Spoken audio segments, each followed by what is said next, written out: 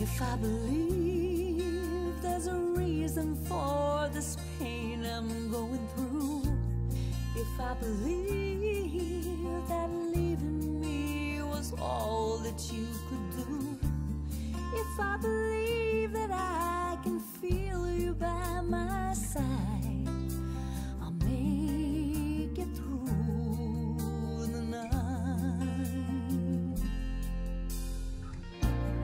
If I believe that time will teach me how to find my way, if I believe that broken hearts grow stronger every day, if I believe that now you're dancing across the sky,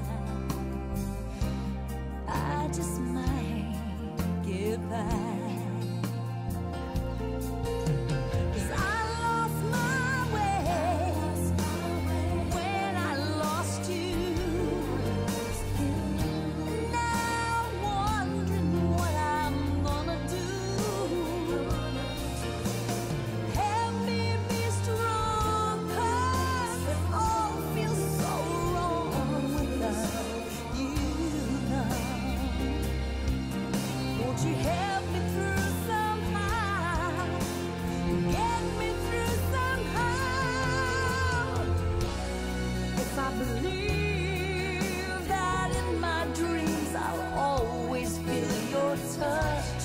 If I believe that memories won't always hurt this much, if I believe that I will see your face again,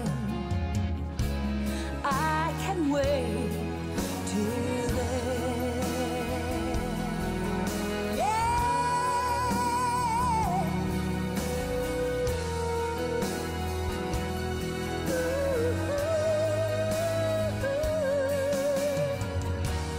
If I believe I'll hold you in my arms again, I can wait. I know that I can wait. I can wait till then.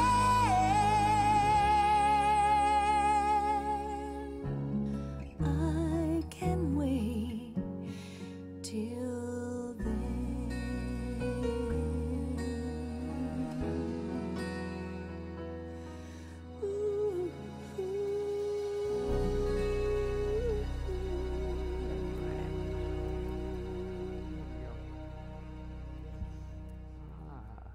Great finish. Yeah.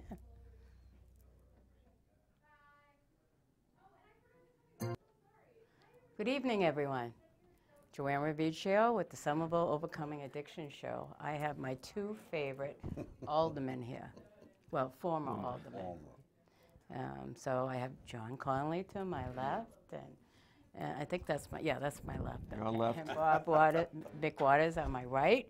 And I guess I'm the rose between two thorns, or Yeah, you are. Absolutely. or the thorns between two roses. But anyway, I just want to tell you both that I really do miss you. And I actually miss you as being on the committee for public health and safety. You have plenty of meetings. A lot of meetings and a lot of focus because it's something that is an issue here in the community, in Somerville and sadly around the country. But right here we have a small community and people who will marshal the forces together. Joanne, as we saw, that we're making some progress. We've had a lot of work with the police and the courts, as former colleague Alderman McWatters will be able to testify at length about what Somerville has done, because they're not going to lock up addiction. It's a much bigger issue than that, and we made a lot of steps to move forward and try and deal with the issue on a regular basis. And unfortunately, it seems to be dropping off by the wayside right now, but it's going to take some community energy to bring it back again. Absolutely. Now, I was going to ask you to actually tell people about the court system. You know, I have gone to one mental health court as well as the homeless court, but I didn't go to your recovery court. But I was able to witness what happens beforehand, you know, before you go in and see that, is it clients? What do you? Yeah, well, they're clients. We have a staffing We have the judge with the DA, the clinicians, the probation department, the police are there, outside agencies. And when I left, we had roughly 30 cases, and we'd go over each case. The clinician would inform the judge how the probationer was doing in the program or whatever situation they were in, and we would track them weekly to make sure they were seeing their therapist, staying on their medication, and to make sure they were staying out of trouble. And the police court, in the home, and there were many homeless who were in the recovery session, and the police would kind of keep an eye on them on Central Square and Harvard Square. But the thing was, we kept them in treatment and on medication, and most of them stayed out of trouble, about 90%, so it was pretty successful, so it worked. Very good.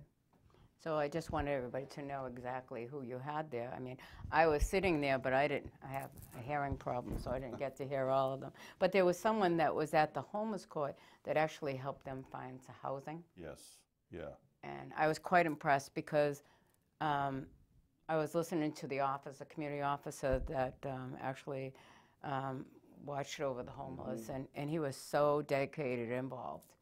And that's what I like to see, that people that really enjoy doing their job and helping people. We would try to work collaboratively with, also the district attorney was key, Marion Ryan. This wouldn't happen without her input. But also with housing, you know, we were able to house a few of them at the YMCA in Cambridge. The other thing is we had these visiting nurses who would go out to their homes and medicate them. Oh, really? Which was terrific. Or if they were homeless, they would meet at a certain Dunkin' Donuts or Starbucks, and they would provide their medication. So I know in Cambridge it works. Somerville Court doesn't have any of this, and as we've discussed before, it's really up to the presiding judge. Right. And I know on the local level there's been some chatter about it, and you were at the last subcommittee meeting and I wasn't, and we've talked about it. It's more of a state issue. You need to get the state representatives and senators involved to contact the judges there's a judge that oversees the district court.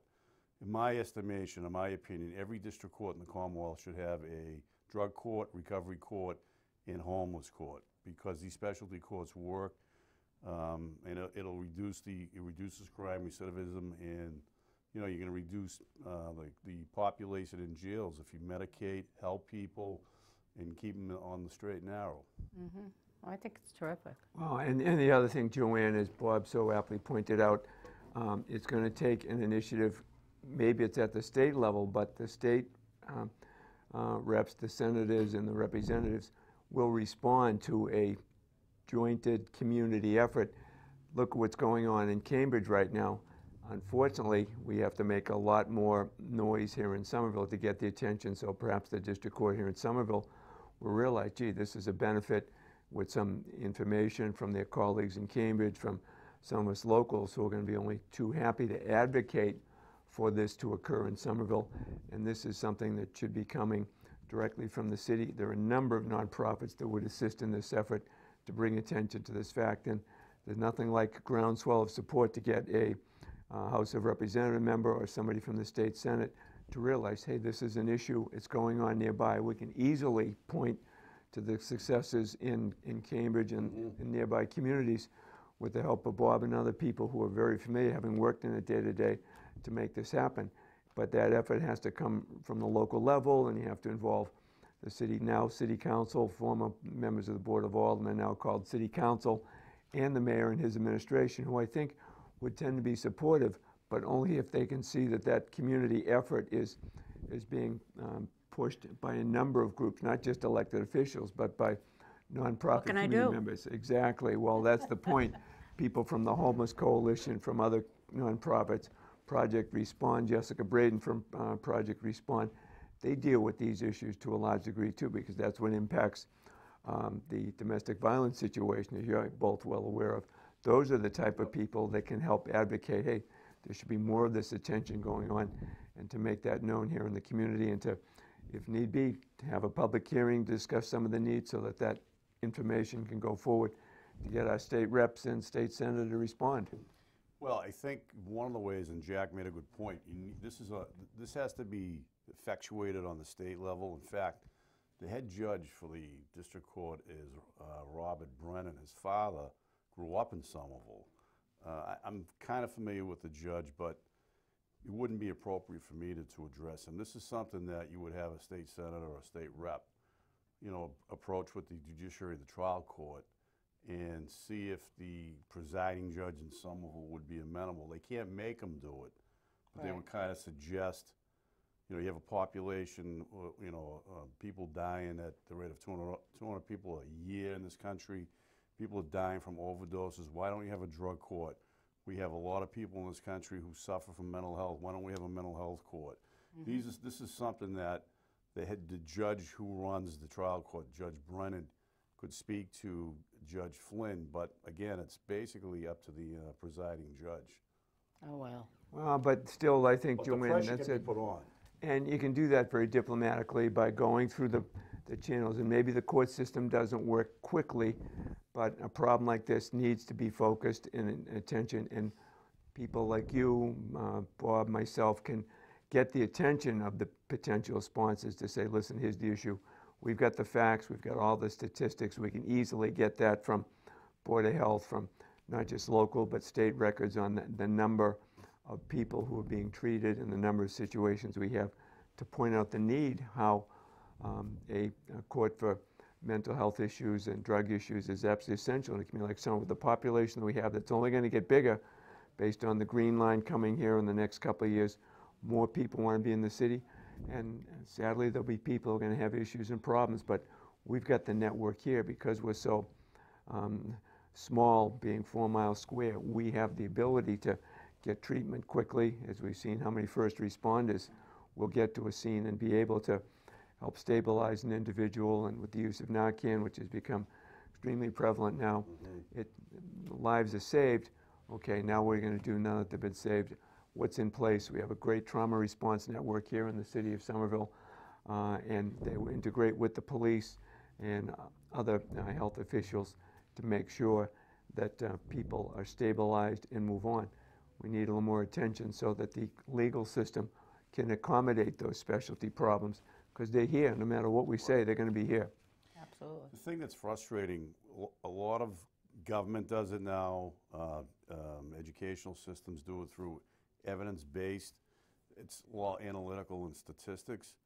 When we have these many Americans dying every day in this country, why can't we come up with some, first of all, start with education in the grammar school right up, teach kids the harmful effects of addiction to opioids, but we should also have other mechanisms in place, programs.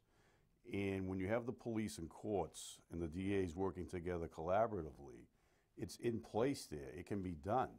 The courts are now realizing you can't incarcerate an addict because when they get out, they're going to be looking at the same situation and they're going to have the same addiction.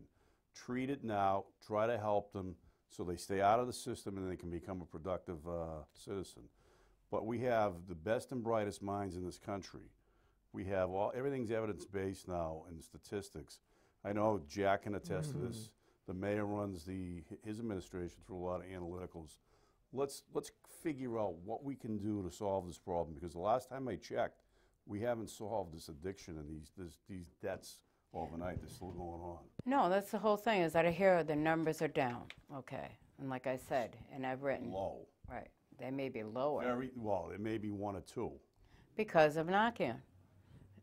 Because when you look at the statistics from last year, I don't think we have all of them in for 2018, but in 2017 there were 72,000 people that died in this country, and 64 the year before, and 58 the year before that. I mean, the numbers have gone up. 500,000 have died since 1997. Right, and the thing is, 192 people die a day in this country. So you know, we have to do more. Well, and we've seen recently, Joanne, that the Massachusetts Attorney General, Maura Healey, has sued some of the big pharma companies for the overproduction of the opioids, and that looking back, we see where the errors were made with the absolute saturation of that particular drug in the market for everybody coming out of the hospital with any kind of a knee or hip replacement. Sports athletes, we know, sadly. Well, that's what happened to my Frankie. Yep. He had a motorcycle accident, he was put on OxyContin, and then he fought a 10-year battle, and he ended his life with heroin because he couldn't afford the pills. You know, if you bought it out in the street, it was $1 a milligram. And if you have a 6-pill a day habit, you know, that's almost $3,200. That's $320. Yeah. Not everybody has the money to do that, you know. And so that's when people are in fear of things being stolen from their house, houses being broken into. It's because they need to have that drug because their body, when they're coming out of, you know, withdrawal, it's very painful. In the worst part today is once they can't afford that, then they're onto the heroin, and it's not heroin, it's fentanyl. Right. And that's what's killing them. Well, the medical examiner's reports, I mean, it hasn't been a while. I went down to Foxborough and watched, I was in a documentary called The American Epidemic. And at that time, there was the local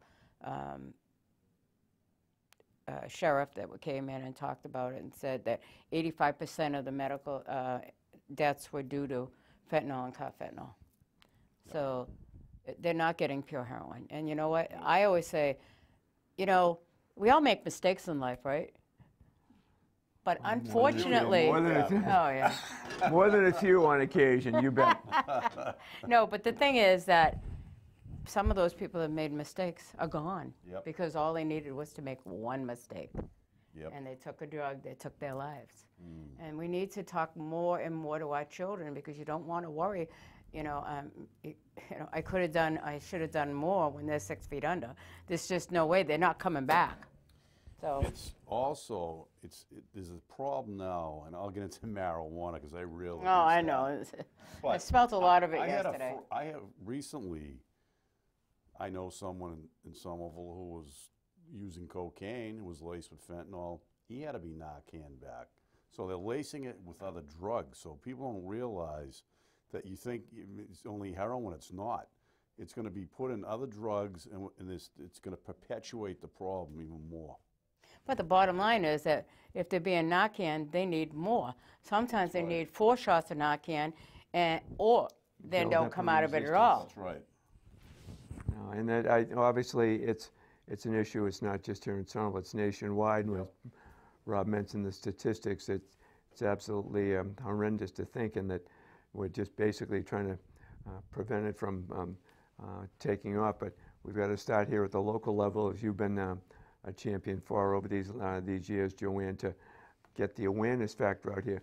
Thanks to cable TV and thanks to your advocacy, this has really brought the issue a lot farther up than a lot of other communities who've just have chosen to ignore it, or because they're so large, like a suburban community, they may not have the sophisticated cable access and free access, by the way, for people to be educated, because there are a lot of people, given the opportunity, will become aware. But it's going to take more energy here at the local level, and some of us to advocate with you to our local officials to bring that attention. Because you've been a loud voice, and you've been banging on doors, you've been screaming, hollering. I'm a loud voice? Yeah. Okay. I'm kidding. I mean literally, figuratively, but thank you for all the hard work you've done for our community. And I would do a lot more.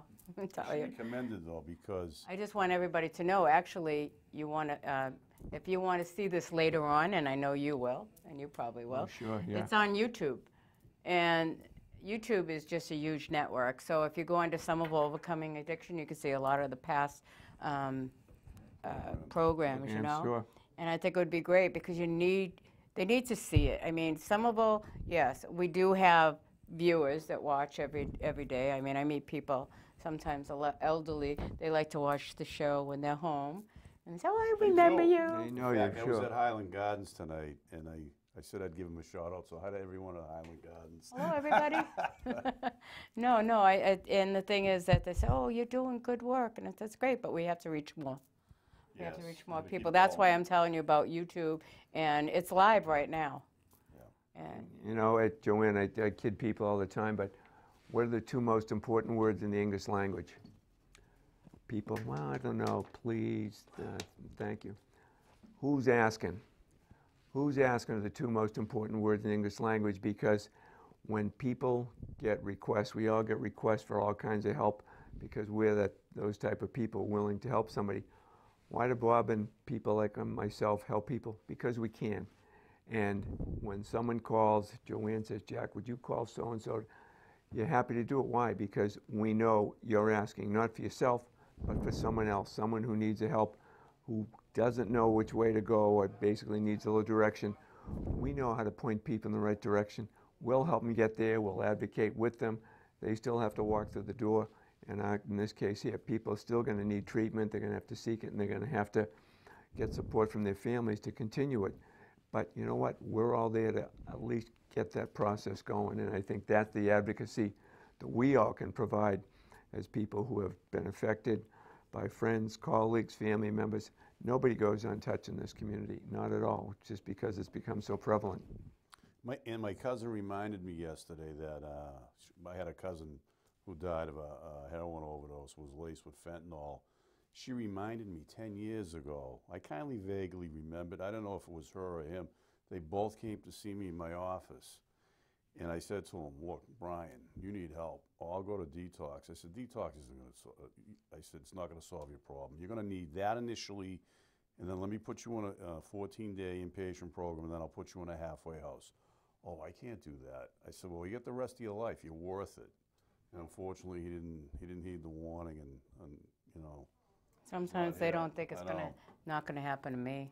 Nope. No. And that's where there's either the family support, the clinical support with behavior specialists who know how to counsel people about this and to say, yes, this could be you and here's why, and to try and reach people that way, because sometimes they'll shut their family off. As you well know, Joanne, they'll just pretend, no, nothing like that's going to happen to me. But there are people who've been able to do that. I know people in Somerville who've had treatment and who were able to go through, in some cases, a methadone program, and sometimes it took a year, year and a half, because that's a very slow process. Yep. Mm-hmm. But people were willing. I know a woman right now is getting married next year, grew up here in Somerville, and while she was working full-time, she would get up early, 5 o'clock in the morning, go get treatment over in Brighton, and then go to work. Nobody had a clue what was going on. But over the course of time, oh, I can do this quicker. People over in Brighton said, no, no, you got to go slow. We're going to do this. We're going to wean you off of this slowly, so when you do stop, you will have the confidence to know I can go forward. And right now is living a very productive life, 5 years clean, and it's just a wonderful, wonderful story. And this is happening in every community. This is in my own neighborhood where I talk to people all the time, but I know that story, and it's successful. But there was emotional support from the family. There was clinicians and specialists in the healthcare profession who made certain that they were available. And she was wise enough, and with the family pushing her, to make sure that she went forward and had the confidence to maintain it. Wasn't easy, but very productive member of society these days. That's great. But they say just need hope. You know, it's one thing to go in and get treatment. It's one thing to, you know, to even go outpatient treatment. But they have to know that there's a job for them. Mm-hmm. You know, that they are important. You know, and sometimes that's the missing element, is the hugging, you know, and the expression that I love you, and I want you to be here, and I want to take care of you. I mean, my children were my most important, you know, gift. Frank struggled coming into this world. He was 7 weeks early, and then the poor kid ended up losing his life to an overdose, you know, at the age of 32. But I will tell you this, and I don't know, I think that I've mentioned it before.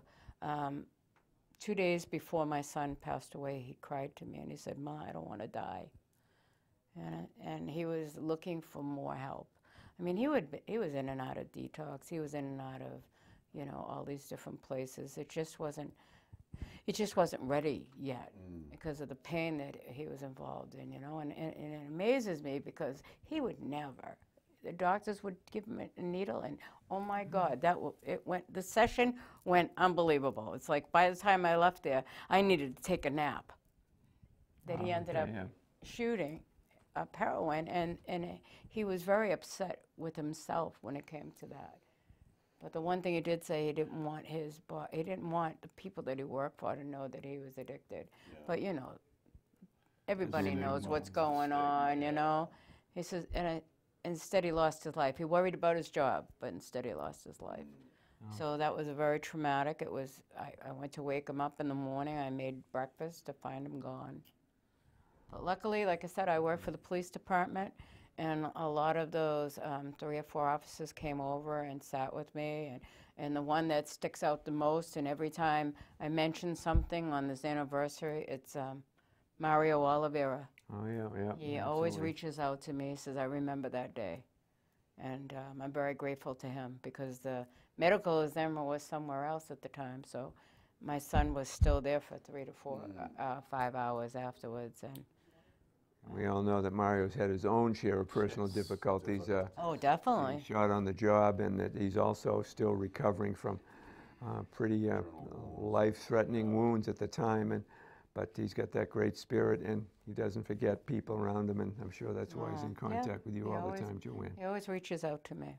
I got a concern for Mr. McWatters, because just by chance today, coming on the show, I happened to notice in today's Boston Globe that there's a bill that has to deal with addicts relapsing, bringing jail time. Currently, Bob, what's the law right now if you have somebody in probation and then there's some sort of a violation? Is that technically automatic, or I know they're reconsidering that whole thing right now? Well, it's usually part and parcel with the judge. Depends on who the judge is. And it would depend usually when someone gets probation with conditions of substance abuse, testing, in a program, how I operated was I would either refer them to our drug court or I'd handle the case and refer them to a program, whatever treatment they needed. And even though people say relapse is part of recovery, I have some issues with that. However, I would not violate someone after one relapse.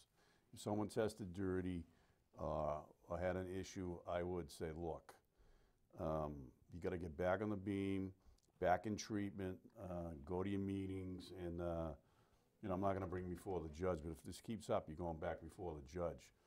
When I started 34 years ago in the court system, they warehoused addicts and alcoholics in jail. But the court got wise, and lawyers and the system figured out you can't do that. If you incarcerate them when they come out, you're looking at the same issue, and they'll be repeat offenders and be in the system the whole time. So the court figured out, let's get them treatment, have the probation department work with them, make sure that they stay on their medications if they're on medications, for example, methadone, Suboxone, whatever they're on is the medical assisted treatment, or to make sure they're in either inpatient or outpatient programs. Most POs today will work with a probationer, won't look to hurt them. The last resort is incarceration. I know that in Cambridge. But I think this is a terrific bill because if you relapse, it should mean you have to go back to jail, because the brain chemistry of an addict, clinicians and people who work in the field say it takes about 2 years before you get back to normal thinking. So when you're dealing with someone who has a substance disorder or an addict, they're not really thinking straight. So, and they don't want to be told you need treatment. They don't want to be forced into a program. They don't want to be forced into taking methadone or Suboxone, but sometimes they have to do that, and they're not reticent in doing that. But I know in the Cambridge court, they have many chances. There are punitive measures, but the court's willing to work with them and make sure they get straight and stay drug and alcohol free. And I understand, Bob, as part of this proposed bill is that instead of right now, I guess you can be tested virtually any time, called up in the middle of the day, you're at a job, and you might, okay, you got to take a test, you got to get there. Under this new bill, they would limit it to a certain period of time that they could actually be tested to give the person a little bit more room to try and function and to not have that hanging over the head. Obviously, each case is going to be treated differently because the addictive personality, it can be just so overwhelming. Someone would, almost would jeopardize their children, their job routine, simply because the addiction's so strong. Maybe not so much with others. So the courts are going to, it sounds like under this bill, would have a little more latitude for that individualized program that you were talking about, working with the probation folks, so that it's not automatic. Not automatic. They go back. And we didn't in Cambridge. We didn't We tested every day, but we didn't. We would test probably if someone had a real issue with opioids or was really struggling. We would probably test them not more than 4 times a month. But when someone's struggling like that, you're going to catch them, and it's not like I got you, but 9 out of 10 times we're going to get them on the urine screens. But yeah, I think that's better because water seeks its own level. Addicts will always try and connive and try to get over in the system, but they usually don't. And they don't. And what we tell all our clients is, we're not here to hurt you, but we can't help you if you get rearrested again or you start using again. You know, if you need help, that's why we're here. We can go back before the judge, and 9 out of 10 judges will say, fine, you want to go to a program, go ahead, do it. And that's what they need. No, and I think here in the community of a city like Somerville, where the focus is on so many different issues going on, that this public health emergency, which is really what it is, Joanne, as you've been pointing out to the program, yep, right. It's absolutely is that. A little more focused attempt, because there are people willing. There are people in certainly the mayor's office, administration, the health department, the police, and the public safety people. They're all there. They're at the front end of it. But once somebody's been Narcan and they're brought back, okay, who's going to pick up and move on? If that support's there, not just from the family, because sometimes there may not be a strong enough family members or any family member at all. Now it's going to fall back on those of us in society to be that next level of support in order to get that person to move onward. And Bob knows from his experience with the probation, but there are many different organizations. That person just needs that help from people like you and SOA and other community members to keep someone moving forward. In this part of the bill, Jack, was it this bill, or I don't know if the governor proposed, if the police or fire show up and they have to Narcan someone, he was in favor of treatment. 72 hours? Yes. Yeah, it wasn't mentioned in this article, but obviously it certainly makes enough sense. That's a terrific idea, because that would begin the process of trying to help people get into treatment.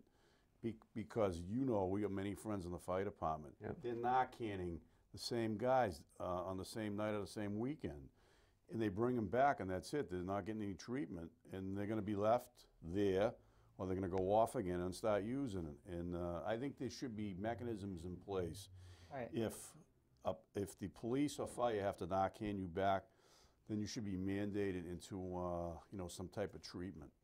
Well, it only makes sense because you're going to interrupt that cycle, because, as we know, all these people that have this comment, well, if I OD, then hey, they're just going to bring me back anyway. So it's not as much of a threat when they think, oh yeah, the Narcan's going to save me. Even if I do go out, they'll be there and I'll be back on the street. If it's fentanyl. Well, that's right. Unfortunately, and as you well know, Joanne, and that they may not be aware that whatever they've got that week, as Bob has pointed out, may be laced with fentanyl, which is extremely dangerous. We've heard of police and fire people who they become sick just by being near the stuff. It gets on their clothes, or they've had to seek treatment just because they're nearby and they might inhale a small particle of it. So we know it's severely dangerous. Well, the addict is so sick.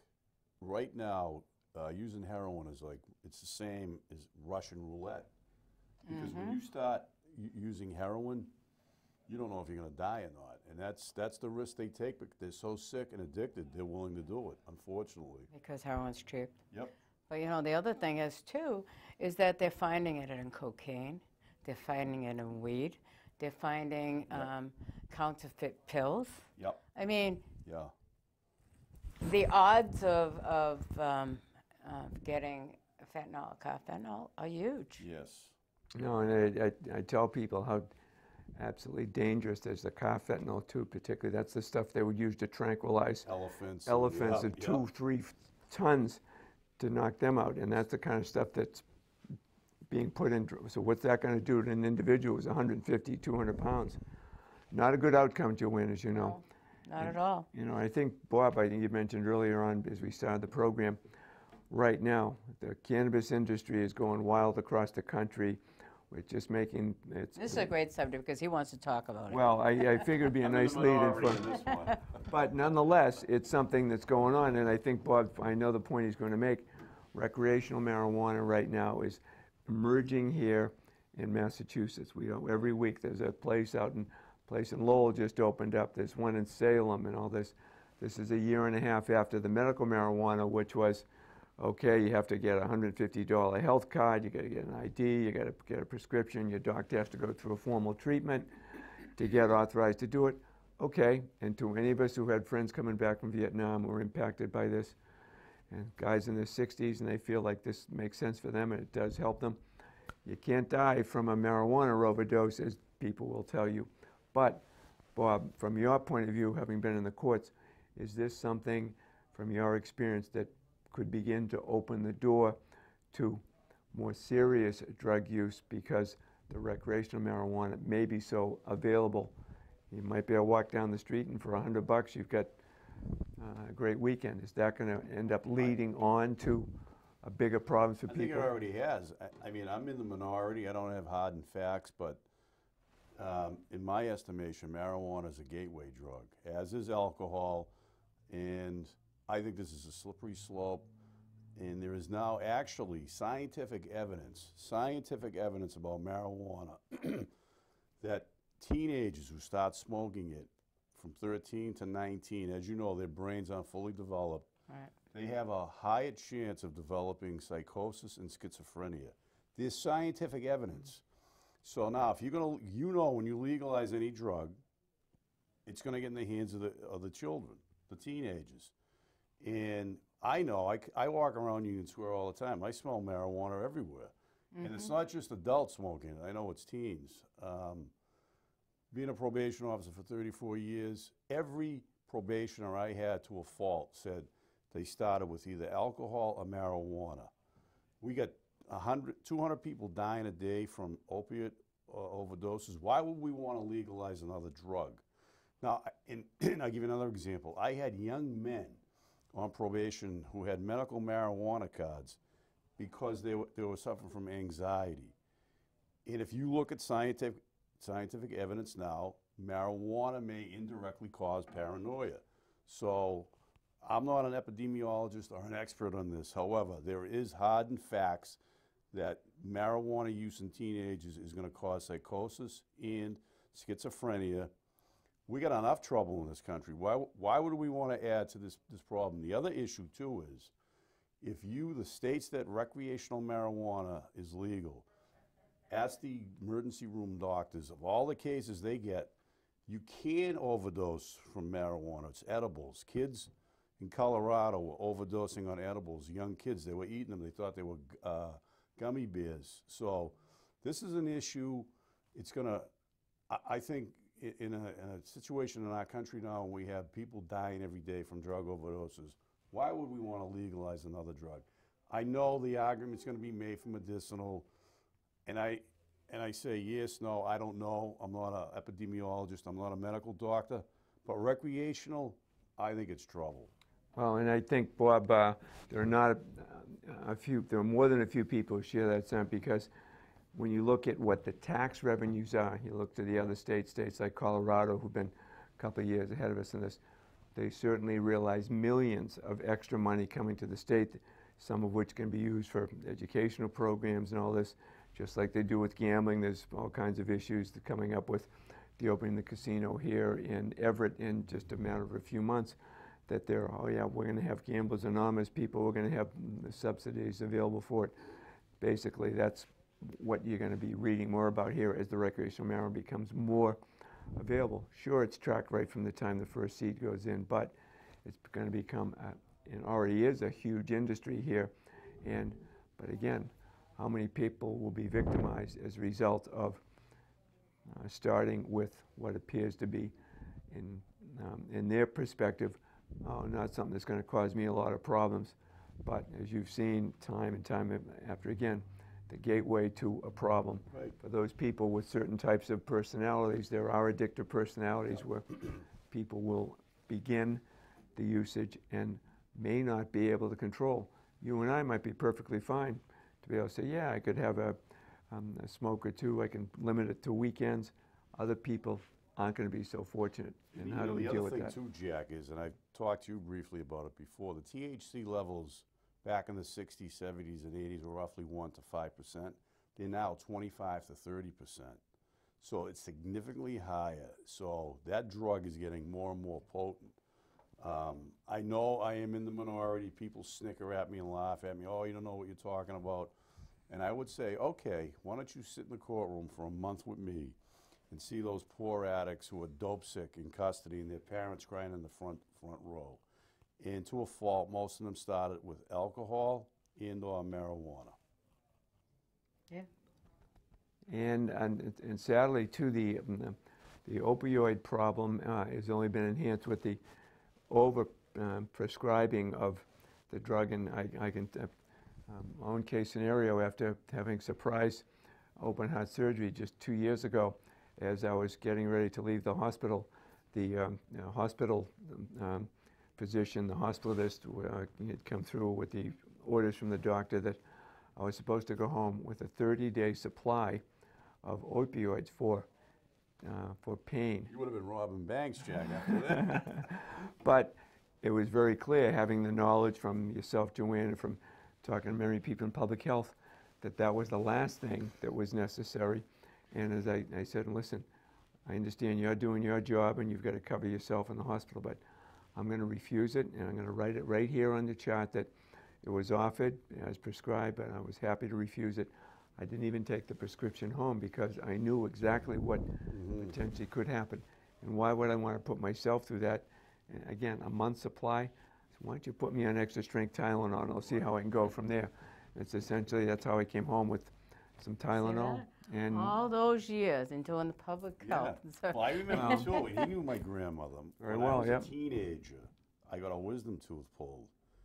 And back then, I don't know, they gave you Vicodin and a Percocet, I forget. Percocet was it's big, yeah. Percocet. So I come home with the prescription, and my grandmother says, "You're not taking them. Those are goofballs. You're gonna get addicted." She dumped them right down the toilet. Imagine that, she knew. An Irish immigrant, wasn't educated in this, and she knew. She knew. And that was embedded in my brain. Goofballs. You gotta have But those goofballs. someone else may not have been so. Thankfully, I had some background, some education to realize this is not in my best interest. I've seen the sports injuries, the hockey players, football players who have been stuck and they can't get off that terrible addiction as a result. All kinds of health issues and problems, not to mention problems with the courts. So for me, it was real easy because I couldn't see myself going down that road. I had to go through a few days of discomfort, but it wasn't unbearable, and I had great support at home. I had family around to help me get around, and within a week or two, I was feeling much better, to the point where it was just an inconvenience that a couple of aspirin or some Tylenol took care of. Thankfully, that was it. Other people I know have much more serious injuries, and it might be necessary. But do we Open need heart surgery? triple bypass? Yeah. Look at them. I had just bad genes. I had just bad cholesterol production, and Genetics. my brother had an issue, and I just went to get checked. Well, it's in the family. All of a sudden, you were 2 days, 2 weeks, or 2 months away from a problem. You know, I noticed that now. My dad had open heart surgery, and well, they had to put a valve in. They use pig valve, and they had to open up the cage, take the heart out, and everything else. And it's like, oh my God, it was like 6-7 hours. Now he went from one and had to have a bypass, and it's like, oh, it's like day surgery now. Yeah. It's amazing how much progress that we've made. And when we're it comes to fortunate, that. Joanne, we live where we live because we've got some of the best facilities in the world within a few miles of where we're sitting right now. And the treatment, both initially and post-injury, is just the best. And unfortunately, we have people who just can't get there because the emotional support, the community activism is not quite enough to get there. But that's basically what Somerville Overcomes Addictions is all about, to make that awareness that there are people to help, and that people like us are only willing to reach out to anybody we need to in order to help someone, especially if people come to us all the time with issues about friends or family members that need some support. We often know who to go to if we don't know, or how to get to a certain situation, or who to contact. And we're basically sort of intermediaries, but in a really good way, because we just want to see that situation improve.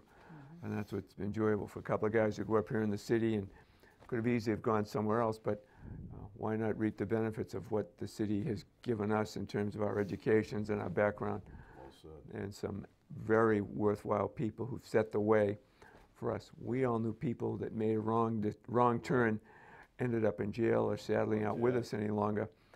But we had choices to make, and thankfully some people, coaches and teachers, who were sometimes firm but very, very emphatic about what to do, or more importantly, Joanne, what not to do. I'm thankful. Right now, it's like I'm up at the high school, as you all know. Yeah. And I see that vaping is going to be a big problem, you know, because, you know, before there would be a cloud of marijuana smelling out in front of the school. At least I've been told. I actually have been inside, you know, taking orders, making. Well, not where I'm at. I'm back with the loading docks and everything. But, you know, you hear things. And it's just like, well, you're not going to keep it on you, because if you do, I mean, a small little bud smells so bad, you know someone has. That's right, that they have marijuana on them. So they're going to, you know, if they find out who it is, of course you're going to get suspended. Well, in terms of vaping, too, where it's not so prevalent, it's, you know, someone who's been using one of those vape cigarettes, you may see a little puff, but you don't get that. No, you don't get the aroma. No, so you don't know. What do you advise a parent who might be wondering whether or not my son or daughter may be vaping or not? What should they be looking for at home? Well, they probably should be looking to see if there's any little cartridges. You know, they're in a little vial about this big, and I've seen them out in the street. You know that that's where the liquid marijuana is. Right. Yep. You know, so they should be looking for that.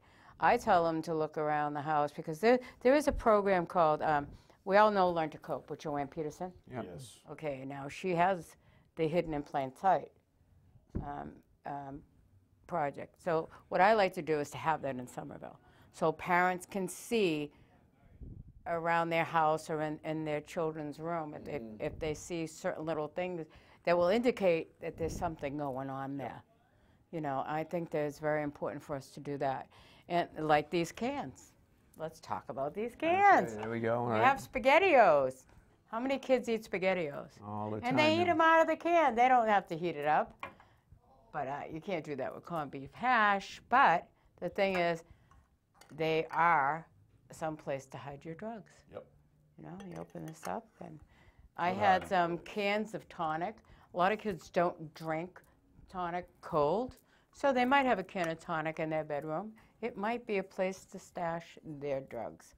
All right, you might see little, you know, things of paper bags that with a knot, and you see the knot on the floor. Then you know that they're definitely, whether it's a small package of weed, it could be cocaine, it could be anything. You know, your pens with no ink in it, you know, so that they're snorting, you know, or even like spoons that are bent and then they're burnt. Yep. You know, they're cooking. Cooking, yep. Right. So there's a lot of things that parents should know ahead of time. And, you know, a lot of parents say, well, I don't want to disturb them. They have their privacy. Well, you know what? I'm sorry. If you want to save your child's life, you go in and you investigate. Absolutely. You know, it's worth it in the long run. Said I should have, I could have, you know, if only. We don't need to. And to just look and be observant for those telltale signs, as you mentioned, Joanne. It's not a big reach to do that, especially when your son or daughter's life is potentially at stake, and that you suspect something might be going on. Well, maybe they won't admit to it, but yeah, with some observation, and then yeah, I happened to notice while I was cleaning that what's all this, and at least the dialogue may be a difficult one, but at least it's beginning, and that's where it may lead to something instead of a tragedy, as you mentioned. Well, I was thankful that I had Jack Connolly and Mary Jo Rossetti, because the two of you had constantly had meetings. And we had one at Column Health. you know, and before they opened up. I mean, that's a facility that we have in Somerville that is whole health. You know, you have to go in and you see a psychologist. You know what I mean? You have a clinician. You know, it's good that we have these places that don't just pass out the medication like methadone, and they actually work with the whole person. Joanne, I got to give a big shout out to Colin Beatty at Column Health, because here's a guy who was making it in industry. He was bright, smart. He was making some money. Unfortunately, his sister had an addiction problem. After 2 or 3 very expensive treatments in private facilities, all according to him, I just saw how treatment wasn't done right, and he basically gave up his very lucrative career and essentially started the Column Health model, and he's now in Somerville, Arlington, other communities. And when you see the respect that all of the clients who come to Column Health for treatment, they take insurance and they have doctors on staff who are specialists, but the facility is absolutely beautiful because they respect that everybody coming in should be treated in a very professional way. You go in, you would think that you were in a high-level executive office because the facility is just spaceship clean. Everybody is treated with ultimate respect. Private conference rooms where everybody can discuss with their particular treatment advisor or doctor about what's necessary. And as a result, they have been extremely successful working with all members of the community as well. If anything, they're trying to promote that model for how they work. So I'm going to be talking with Colin about reaching out to members of the community, and perhaps you have Colin on for one of your shows here, because I think he would be I've had him on 3 times. Well, bring him back again. Bring him back again. I actually have his phone number in my phone. We talk to each other. So I beat Actually, him. I've been on, I think, 5 times. Yeah, you did. Well, I think it's important for people in the community to realize that when they probably walk by the Column Health office on Highland Avenue, right next to the Rockland Trust, hundreds of times, and not even realize that Column Health is not a health club. It's a treatment facility, but it's right on Main Street, and the neighbors in that immediate area are so supportive because of their clients. Banking clients may go next door after going to the bank or going to one of the stores nearby, and they're getting help through Colin's office with the wonderful people there, because they're all members of our community, and that they deserve an opportunity to be helped, not in some backlot industrial area, but right in the middle of Davis Square, which is hustle and bustle all day. Well, I called him a few times and said, okay, you got to be here. You got to do this. You got to do that. I would give him advice, but now he's on his way. The thing is, he started in Brayton. He's up in Haverhill. He's up in Lowell. I mean, there are quite a few facilities, and I've dealt with Colin on a one-to-one basis. He's a nice guy, you know, and he's always willing to help someone. Well, and I think that's the business. As much as say it is a business, and you have to deal with health insurers, with all kinds of different issues about how payments are made and what's covered, what isn't. You need bright, intelligent people like him who know how to read and deal with the system and adjust, as they often have to because of the changes in the healthcare industry. I see it as an insurance guy, but I do life accident health, and I see the changes that are coming all the time. When you see this, they have to react to that because something that once was covered may not be longer because the deductible has been raised, and as a result, people are impacted. Maybe now they can't afford it where it once were, or they've lost a job and the health insurance is running out. Those become issues. Thankfully, guys like Colin and his team are able to show people how they can still move and what they can do in the meantime to protect themselves and continue the services. Absolutely. I met Colin. I met him at flag football. His son was playing flag football during the summer with my grandson, who was visiting from North Carolina. And they're from, I think his wife's from North Carolina. One time I'm on a plane, and I see Mac and his wife on the phone. Hey, how you doing? Where's Colin? He said, oh, he came home early. He came home the day before. But they're very, very nice people, and we've actually went out laser. We went out on an outing with my family and his family. The more and more that we talked, he would pick my brain and I'd pick his brain. And we have a good relationship. And I think they are doing a great job, and we need a lot more of it. I too, I think in some instances too, maybe that's where the school department, where we know the police, fire, and emergency personnel work hand in hand, maybe there's more work that can be done with the school system. As Bob said earlier, the awareness has to begin in the elementary grades. Absolutely. Yes. And right now, the police are in the schools. They're there. Police are in all of the schools from kindergarten on to develop a positive relationship with either a mental health or an addiction specialist is something that, unfortunately, we may need to have at that early level in order to prevent the problem. I know from my work with teen empowerment, the city spends a lot of money subsidizing teen empowerment to prevent crime. Our crime rates have never been this low in the last 40 years. We don't have a serious gang problem here in the city of Somerville because we have a lot of youth and adolescents who are working with their peers in order to show them the way that Bob and I have had the experience of, to make sure that they realize there's some support even amongst themselves. And teen empowerment trains young people how to engage with their peers, how to encourage them to work, take advantage of programs, and who to trust. Right. And that has been a huge success with teen empowerment. Stan Pollack, and after 40 years, is finally beginning his retirement, but teen empowerment has taken over in Boston, Somerville, and they also operate in Rochester, New York. As a former Boston employee, moved up there and started the program up there, but it's made huge impacts here in those three communities, and our work continues. So I think there's some potential collaboration there that could happen. Oh, yeah, I already have. Well, we're going to maintain I that. do. Back on the city council. Yeah. Well, you know what? Guess what? Time's up. We have 1 minute. Well, And I wanna time thank flies. you both You're for welcome. coming on. Always a pleasure. And the thing is that, yes, Team Empowerment is going to have an event on April 10th at the Armory, and we're going to be addressing addiction. So I have a couple of poets and rappers coming, and conference, I'm yeah. actually going to sing if you want to come and hear me, and to talk about recovery and to talk about addiction. We need to talk about it more. As far as, we never got to a point where to talk about injection facilities, safe injection We'll have to come back facilities. on, Jack. Yeah, we'll have to do Oh, that. we'll do that. There'll be round two. Yeah, definitely. I would love that. You kidding me? I miss you, Jack. All right, we're not too far away. I've been able to pick the battles I want to fight, not the ones I I had always to have fight. Bob. Bob comes on the show, but this is great if I have both of you. Yeah. Oh, yeah. I just No, listen to the the both of you. time I don't is- have time to is say really going by anything. quickly. I Well, didn't it's have a to say pleasure. anything. Thank you for your work. welcome. So. Good night, everyone, and thank you.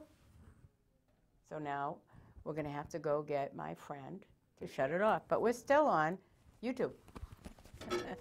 Okay, great. Right. Thank you, Joanne. Oh, no problem. I think Thank it was you. great having you guys Oh, on. good. No, it because was easy. This is the people have to know what's going on. Well, I've known Bob for a lifetime, so knowing we could pick up when he drops off, we just pick up and move. It was easy to transition from one subject to the other. We didn't even have to plan it, Bob. No, No, play it by ear. it's the best way. What? No, it's natural. It was as natural as can be. You know these subjects don't have any problems. Oh, look who's here. Can you take that off? You got voted down. Where's the boat?